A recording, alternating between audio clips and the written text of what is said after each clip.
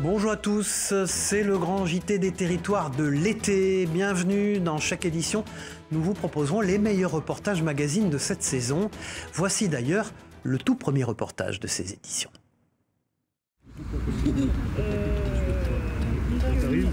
Voilà. Tac, tac. Exactement. Allez, bosse ça. Sous la lueur des lampadaires du stade, Elodie répète encore et encore son mouvement de lancer.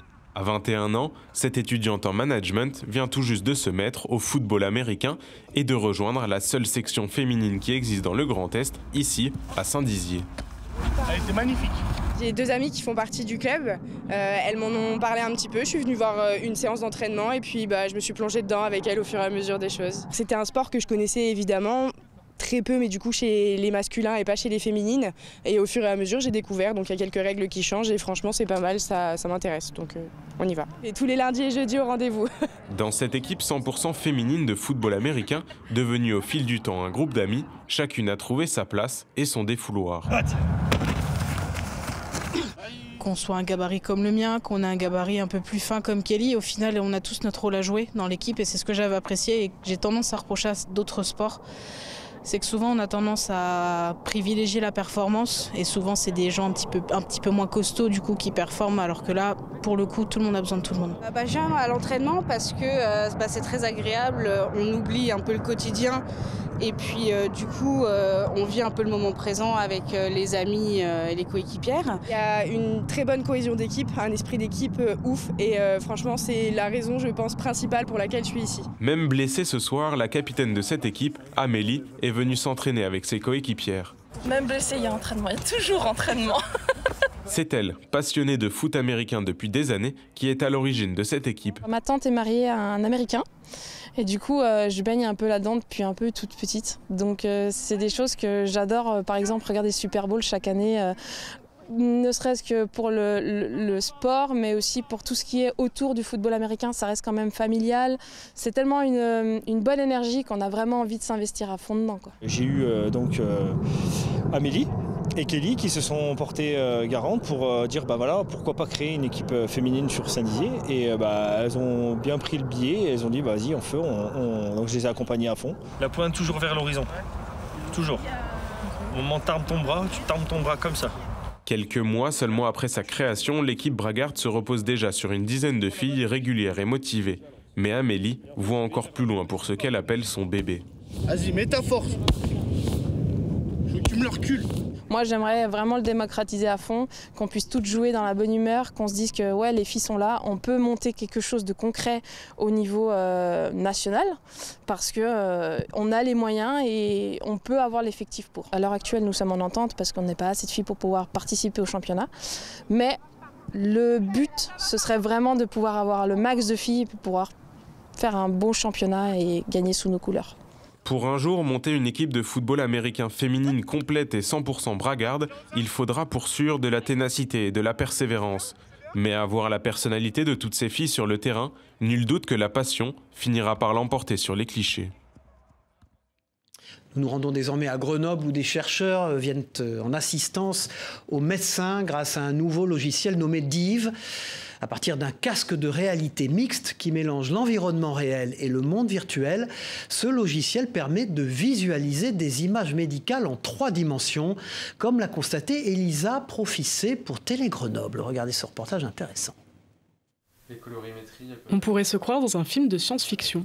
Avec ses lunettes connectées au logiciel Dive, il est maintenant possible d'analyser un scanner en 3 dimensions et d'interagir avec les différentes parties du corps. Là, on a la reconstruction volumétrique du corps d'un patient, donc c'est un scanner d'un patient. Après, on va pouvoir aller explorer le corps du patient directement avec la main. On va faire des coupes vraiment de manière totalement naturelle pour aller explorer les différents organes. C'est pendant sa thèse que le chercheur a eu l'idée de créer ce logiciel. Aujourd'hui, l'objectif est d'assister les médecins dans l'analyse des images d'examen. En fait, ce qu'il y a pour les médecins, c'est qu'ils ont du mal à visualiser en 3D le corps de leurs patients. En fait, ils sont obligés de parcourir plusieurs séries d'images quand c'est des IRM ou des scanners. Et donc par ce processus d'aller et retour entre les images, ils vont essayer de reconstituer mentalement un peu l'anatomie de leurs patients. Et donc nous, on va permettre de au lieu d'avoir besoin de faire cet exercice mental de reconstruction, on va l'exposer aux yeux directement des praticiens. Ils vont pouvoir aller explorer le corps de leur patient avec leurs mains, faire des coupes dans n'importe quelle direction. Mesurer la taille d'un os, analyser de manière précise un organe, Dive permet aussi à plusieurs médecins de pouvoir analyser et interagir avec la même image en même temps. Le logiciel a déjà été testé auprès du corps médical, un véritable succès. À l'heure actuelle, on a eu quelques essais déjà avec des cardiologues notamment qui se servent de notre logiciel et qui ont pu déjà commencer à explorer avec leurs patients et repenser en fait l'opération chirurgicale qu'ils allaient faire justement sur la base des observations qu'ils ont fait dans notre logiciel. Au long terme, l'équipe de Dive espère atteindre tous les secteurs liés au domaine scientifique et il ne compte pas s'arrêter là. Notre objectif, c'est de devenir la plateforme de référence de logiciels pour la visualisation de santé, de données de santé et de données médicales en France et par la suite à l'international. Le programme Dive devrait être commercialisé vers la fin 2024. Des produits locaux, la Bretagne n'en manque pas. Alors parmi les richesses culinaires de cette région, il y a bien sûr l'élevage des moules, soit la mytiliculture, selon le terme professionnel. C'est pour en savoir un peu plus sur ce milieu qu'une entreprise locale organise des sorties en bateau au milieu des pieux où se trouvent les moules, comme vous le voyez sur ces images de TBO, la chaîne du groupe Le Télégramme. Des sorties qui intéressent autant les locaux que les touristes, propos recueillis par Mathilde Kemener de TBO. Donc imaginez-vous effectivement, en combi certes, mais dans une eau à peut-être 8-9 degrés, devoir plonger pour faire un nœud à la main sur tous les pieux que vous voyez là. On propose justement aux gens de découvrir l'envers du décor, comment on produit les moules. Généralement les gens sont assez contents, ils sont même assez surpris de la difficulté du métier. Quand on voit le prix d'un kilo de moule, le travail qu'il y a à faire, impensable quand même. C'est vraiment pas cher, un kilo de moule. C'est un métier qui doit être mis en valeur et voilà, de profiter des ressources qu'il y a près de chez nous. Je trouve ça très très intéressant. Voilà, et décidément, l'âge n'est en aucun cas une limite pour vivre ses passions. À presque 80 ans, Michel reste un mordu de l'univers des taxis de sa région, la côte d'Émeraude. Un littoral qu'il aime parcourir à bord de sa 2 chevaux un peu spéciale. Un modèle rare que bichonne cet ancien artisan. Une belle rencontre que nous propose la chaîne TVR. Regardez. Dans le nord du département, Michel possède un modèle unique, un peu capricieux au démarrage. Une 2 chevaux taxi. L'été, je fais des sorties à droite à gauche. Elles tournent, donc il n'y a pas de souci. Elles sont à l'essence, ça doit être bon. Alors c'est un prototype, ça, qui n'a jamais vu le jour. Il y a eu 3 modèles de fait en France. L'ancien artisan taxi de Saint-Coulon a reproduit ce prototype proposé par Citroën dans les années 50, lorsque la mairie de Paris a voulu uniformiser les taxis de la capitale. Mais l'autorisation de circuler ne lui fut pas accordée. Parce qu'à cause de la capote, il n'y avait pas de ceinture de sécurité. La 2 chevaux, tout le monde la connaît dans le coin. Alors on a la chance aussi de pouvoir travailler dans ce métier dans des super décors. J'ai eu des Japonais qui m'ont envoyé des cadeaux du Japon parce que je leur ai fait découvrir un petit peu des choses qu'ils n'avaient pas l'habitude. Michel a acheté la licence taxi de Saint-Coulon au début des années 80. C'est pas facile quand on démarre dans une petite commune, et puis placé ici, j'étais un peu éloigné de tout le monde, hein, donc après il a fallu faire sa place. Puis après, je me suis fait mon trou, je me suis fait connaître, et puis le service était peut-être différent des taxis des grandes villes. À ses débuts, Michel acceptait toutes les missions, livraison de colis, trajets longs, ou excursions privées à la demi-journée pour les touristes étrangers. Les pêcheurs à l'époque du coin, ils allaient à Terre-Neuve, donc il fallait les emmener à Bordeaux, à Boulogne. C'était des kilomètres là. Et puis après, je me suis un peu spécialisé, parce que j'aime bien bouger, dans l'excursion. Et les Américains, on allait au Mont-Saint-Michel, 5 minutes après, ils avaient fait 4 photos devant la porte et hop, on revenait. Et après, j'ai compris qu'en faisant les petites routes de campagne, les vieilles maisons, et là, c'était ça qu'ils voulaient voir en réalité. Le client, il nous connaît, il connaît nos habitudes. Et souvent, quand vous arrivez, allez, rentrez, prenez un petit café. Mais il y en a beaucoup, c'est tutut, ils arrivent devant le bistrot ou l'hôtel. Le client, il doit être à la disposition du taxi. Moi, je dis, c'est l'inverse. Le taxi, il est au service du client, ce qui est tout à fait différent. Il est en ancien franc encore. Les euros aujourd'hui, ça correspond pratiquement à la somme, sauf que c'est pas la même valeur. Hein. En Martinique, le rhum se transporte parfois en voilier. Une fois par an, le Très Sombresse, un navire impressionnant, fait escale au large de l'île pour récupérer des milliers de litres de rhum. Comme dans le temps, les fûts sont poussés sur la plage et acheminés à la nage jusqu'au bateau. Un chargement sportif suivi d'un voyage de 5 mois en mer. Un très beau reportage de Maxime Lequeux pour Via ATV. Regardez. 10 h du matin, on s'active à la distillerie La Favorite. Après plusieurs mois de préparation, la cuvée est prête pour un long voyage. Alors on est en train d'embarquer les fûts, nous avons 12 fûts à charger. Nous allons charger 6 dans ce camion-là et 6 autres dans un autre. Leur destination, le Très Sombresse. Un fameux 3-mâts, ancien démineur dans les années 1940, réhabilité en 2007 par 3 frères hollandais. Pour y accéder, il faut d'abord faire rouler chaque tonneau un par un jusqu'à la plage. L'opération se déroule devant des touristes captivés par l'événement. C'est intéressant, surtout que c'est la première fois que j'y assiste et voir toute cette manifestation avec autant de fûts, ça donne envie. Comme dans le temps, les fûts sont ensuite poussés à la nage jusqu'au bateau. Petite promenade de santé. Facile. Tout le monde peut y participer, à condition de savoir nager durant 50 longues minutes et de bien choisir son équipe. Les fûts sont ensuite chargés et placés minutieusement dans les cales par l'équipage. Ils rejoignent ceux déjà récupérés aux Canaries et à la Barbade. Au total, ce sont 15 000 litres de rhum qui s'apprêtent à devenir uniques au monde. Le vieillissement se fera durant les 5 mois de traversée, au gré des vagues et des embruns, et sans moteur. Ils ont juste besoin de quelques mots, mais les quelques mots sont importants. Là, on vient juste de m'en demander, mais il n'y a même pas quelque chose d'auxiliaire, un petit moteur intérieur? Non, il n'y a pas. Ça a été remplacé par les couchages des officiers, des chefs de quart. Le principal, c'est déjà pas polluer en mer. Et après, de vivre aussi calmement. Enfin, moi, mon point de vue, c'est voici de vivre calmement en mer et de ne pas embêter tout ce qui est cétacé en prenant le temps du vent.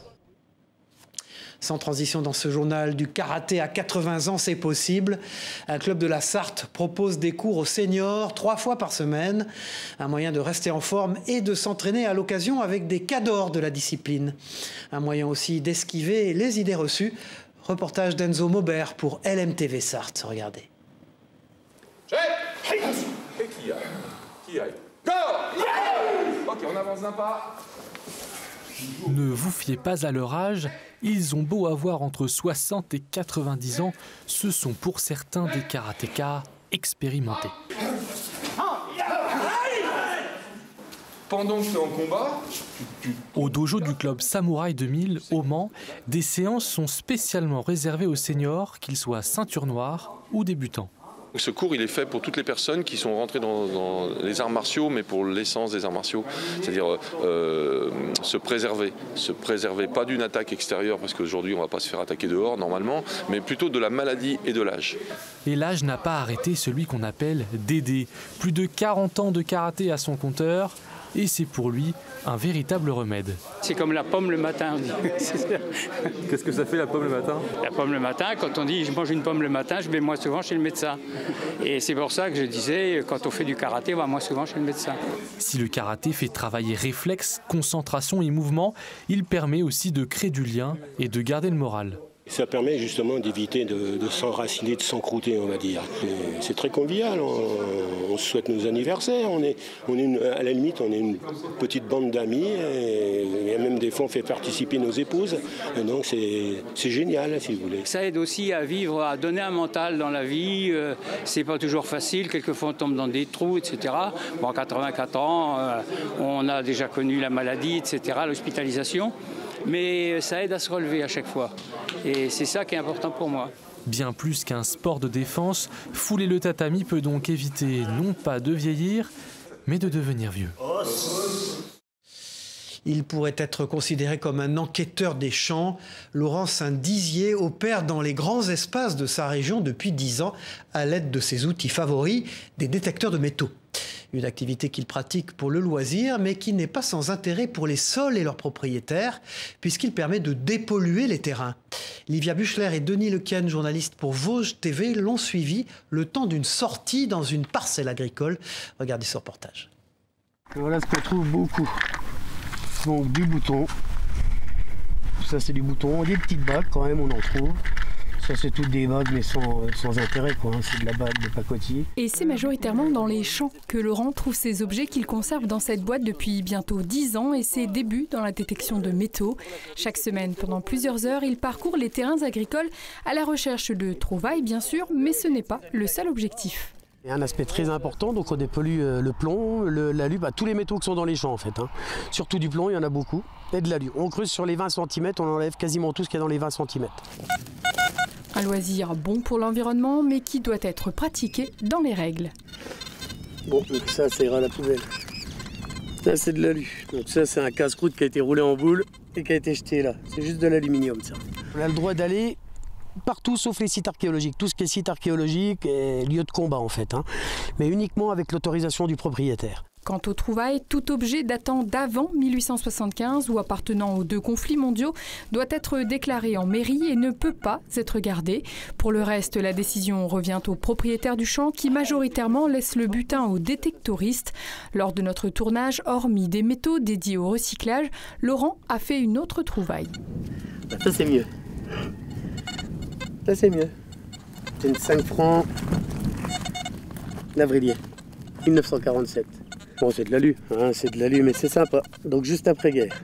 Chaque année, en moyenne, cet enquêteur des champs extrait environ 1 tonne de ferraille, 130 kg de cuivre et 100 kg de plomb. Et pour que les sols vosgiens continuent d'être dépollués de cette manière, une antenne vosgienne de la Fédération devrait voir le jour d'ici peu. En Occitanie, l'histoire du village de la Couvertoirade est synonyme d'histoire et d'aventure. Cité bâtie par les Templiers au XIIe siècle, la Couvertoirade entraîne ses visiteurs dans une plongée au cœur de l'histoire et des croisades. Une immersion au temps du Moyen-Âge dans laquelle nous conduit Anne-Sophie Pellegrini de la rédaction de Via Occitanie. Un reportage éblouissant, vous allez le voir. Tous les chemins mènent à la Couvertoirade, mais un seul à son village fortifié.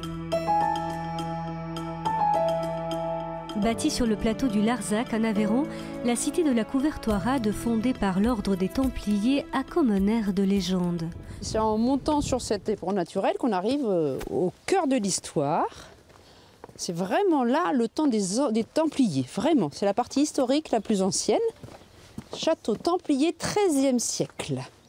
En Occident, les Templiers se voient attribuer de nombreuses terres de culture et d'élevage dont les revenus sont destinés à la guerre menée en Terre Sainte. Le plateau du Larzac constitue une base stratégique pour les chevaliers du Temple, car situé à une centaine de kilomètres d'Aigues-Mortes, lieu d'embarcation des croisés.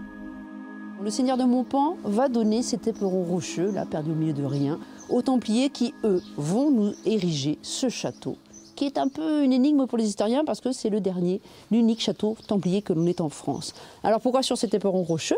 Parce qu'on domine, donc on pouvait défendre naturellement, et puis surtout à la Couvertoirade. Il y a quelque chose d'essentiel sur le Larzac, c'est une grande réserve d'eau. Pendant plusieurs siècles, les habitants auront accès à l'eau potable grâce à ce rocher, mais aussi à l'aménagement d'un village conçu avec une obsession, la récupération de l'eau. La Couvertoirade a tiré profit d'un terrain pentu pour drainer les eaux de pluie à l'aide de canaux jusqu'à cette Lavogne et permettre ainsi aux bêtes de se désaltérer. Ce n'est qu'en 1975 que le village a accès à l'eau courante et cette villageoise se souvient bien de cette période.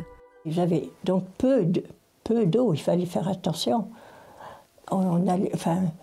Et puis tous les gens du village qui n'avaient pas de citerne, on se retrouvait à la citerne municipale, la citerne de l'église. Christiane est arrivée à la Couvertoirade en 1971 avec son métier à tisser. Les moutons, eux, étaient déjà sur place. Et si l'architecture du village est construite autour de l'eau, les maisons sont aménagées autour du mouton. Souvent une voûte où il y a les bêtes. Et au-dessus, il y a une pièce d'habitation et tout en haut, un grenier où on met le foin. C'est grâce aux bêtes que les hospitaliers faisaient vivre le village. Après l'éradication du trop puissant ordre des Templiers par Philippe le Bel, ce sont eux qui prennent en charge la gestion de la cité et construisent ses remparts. Tous ces témoignages de notre temps sont précieusement entretenus par les habitants de la Couvertoirade. Du château des Templiers aux vestiges les plus récents, comme ce moulin à vent qui aujourd'hui n'a besoin que d'un meunier pour moudre son blé. Chaque année, ce sont plus de 230 000 visiteurs qui découvrent un des plus beaux villages de France sur une terre classée au patrimoine mondial de l'UNESCO.